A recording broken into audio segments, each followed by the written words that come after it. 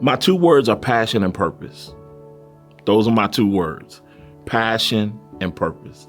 To a man, if you sit down with each one of these advocates, what you will find is the thing that draws them to this work is both passion and purpose. Now, how that fleshes out will be something different between each one.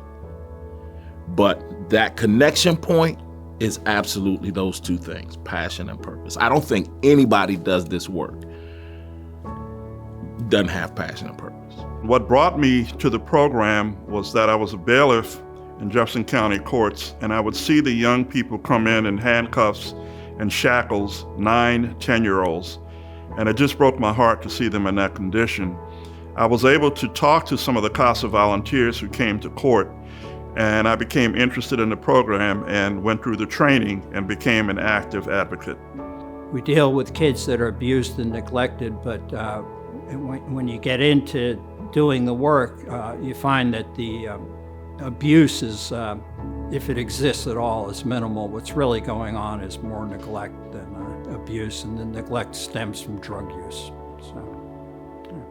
West Virginia has one of the highest opioid addiction rates in the country. And every case that I worked involved drugs in some way or form, either the mother, the father, or both. Fortunately, in all the cases I worked, none of the children were affected. And the children were exposed to it, and I guess by the grace of God, they didn't get addicted, at the same time their parents did. But they were taught to lie. When the police came, you tell them that you didn't see us doing drugs, and they would do that. So starting at an early age, they learned to lie very effectively, and that carried over with them when they went into the foster care system, because that's what they knew. Lying was easy for them. You've heard in the oath that you give the children a sense of stability and continuity, and their lives can be chaotic. They can feel they want to go home, they don't understand where they are, they want to be back with their mother or their father. And during that interim, before that happens, if reunification does happen, you give them the sense of stability. There's always someone there for them, and that someone, that CASA, is there for them. So it's their advocate. I think it takes a very unique skill set in either direction, because with the teens in particular, they're on a path in which, for many of them, their minds are made up about the system. And then when you insert an adult that's 3-4 times older than they are, trying to build relationship and trying to connect and be relevant, sometimes you can get pushback from those teens. And then with the younger children, and my perspective is very different now, they're nothing like when I was a kid. They're way different. I think they're much smarter.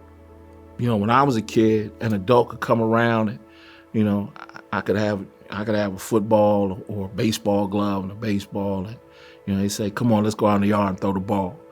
And for me as a kid, that was But these kids now, it's a whole different skill set. You got to know how to sit down in front of a screen. You got to know how to play these video games with them and engage with them in a way that will connect with them.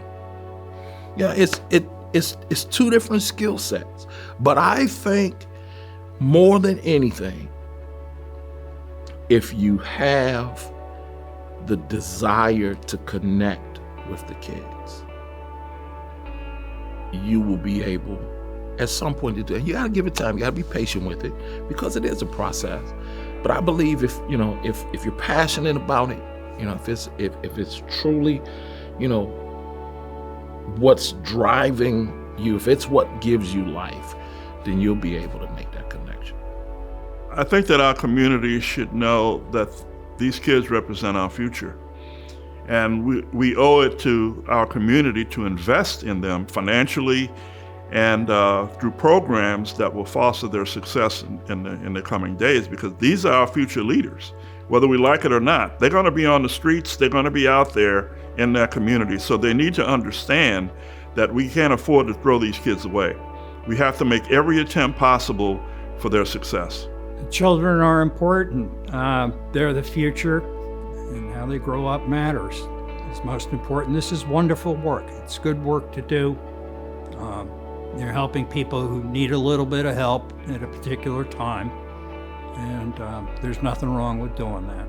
If you are a person of passion and purpose, person who loves the community in which you live, if you are a person who is concerned about those who are on the fringes of our community,